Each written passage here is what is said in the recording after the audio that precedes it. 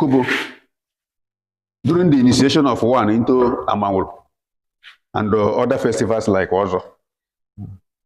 The person that will take the Amawul will buy this Okobo. Kedu ihe ọ na-serve as stool, oche, and the box where he can keep certain gifts given to him during the ceremony. This is ankle rope, atale. A na-agba n'ụkwụ, ndị ọzọ na-agba n'ụkwụ. Eriri ndị nze ya atale, ankle cords. Then here Igbo temple objects.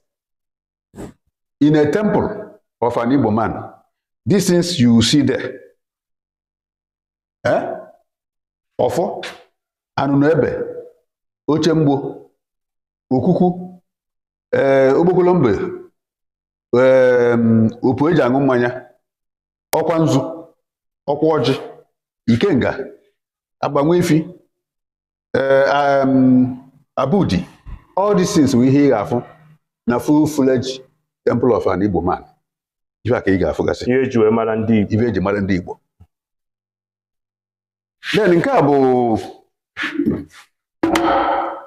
ekwe abịa. Ọ bụ na onye na-eme omenala nwụrụ in Igbo land, a ga-akọrọ ya abịa. And abịa nwawo onye nna ya nọ ada agba abịa, onye nna ya nọ ọzọ na-agba abịa. So no ife a wooden instrument during the funeral of a full traditional man and other Igbo towns. Then nke a bụ ekwe ọgbọ. Ekwe ọgbọ ya wooden gong, symbol of authority for age grades. Okay. Then here bụ Egbo and Abadaba.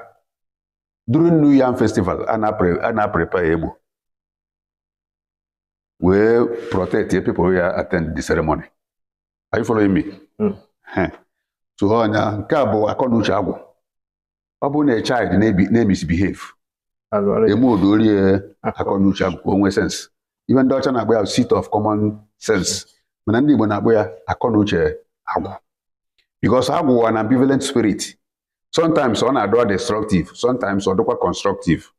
Ọ bụ na ọ dị destructive, emenya peace by offering sacrifices to it. Ọ bụ na ọ dị constructive, eme gịnị?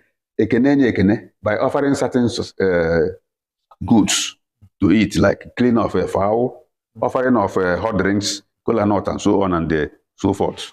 Are you following? Yes. Now, Abangwefi, Abokbo, Ebony, native doctors, na Nemia. Yes.